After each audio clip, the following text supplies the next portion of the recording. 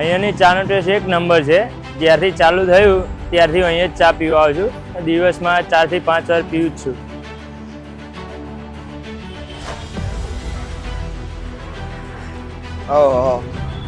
આવી જાય તો મેં જિંદગીમાં પહેલી પીધી હો. પહેલી વખત આવી ટેસ્ટી ચાય. હું પહેલે ચાય જ નહોતો પીતો. હવે આ એકવાર ટેસ્ટ કરી છે ત્યારે રોજે દિવસની 4-5 ચા થઈ જાય છે. સ્વાદ અમૃતમ ચા એટલે એક નંબરની ચા. છેલ્લા 2 મહિનાથી હું અમદાવાદ આવ્યો છું ને અહીંયાની જ ચાય પીઉં છું.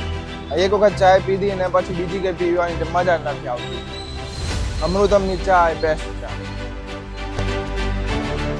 હું જ્યારથી આ અમૃતમ ચા 3 મહિના થયા અમૃતમ ચામાં, પણ હું અત્યારે 3 મહિનાથી રેગ્યુલર આપણે ત્યાં હું આવું છું અને હું ચા પીવું છું. મને ખરેખર બહુ સરસ ટેસ્ટ લાગ્યો છે અને દર વખતે એક જ જેવો ટેસ્ટ હોય છે. એવું બી નથી હોતું કે આજો ટેસ્ટ બગડ્યો, પણ રેગ્યુલર એક જ જેવી ક્વોન્ટિટી અને ક્વોલિટી બંને હોય છે. અને છેલ્લા 3 મહિનાથી હું આપણે ત્યાં આવું છું ને હું બહુ જ હેપી છું અમૃતમમાં. હું આવ્યો તો ભાઈ ચા પીવા. એની ચા જોરદાર છે, બહુ મસ્ત ચા છે. હું 3 થી 4 વાર ચા પીવા આવું છું રોજની.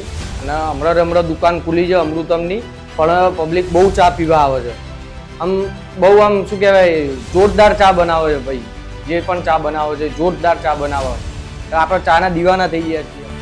અમૃતમની જ્યારે ચા પીધી ને ત્યારે ગામડાનો સ્વાદ યાદ આવી ગયો. જ્યારે આજથી 5 વર્ષ પહેલા હું ગામડામાં હતો ત્યારે ગામડાની ચા આવી પીધી હતી. એના પછી અમૃતમમાં આવ્યા પછી એવું લાગ્યું કે ગામડાની જ ચા પીવું છે. અને એક નંબર ટેસ્ટ છે. તમે એકવાર જરૂર મુલાકાત લો અમૃતમની અને મજા આવશે. સ્વાદ એક નંબર છે.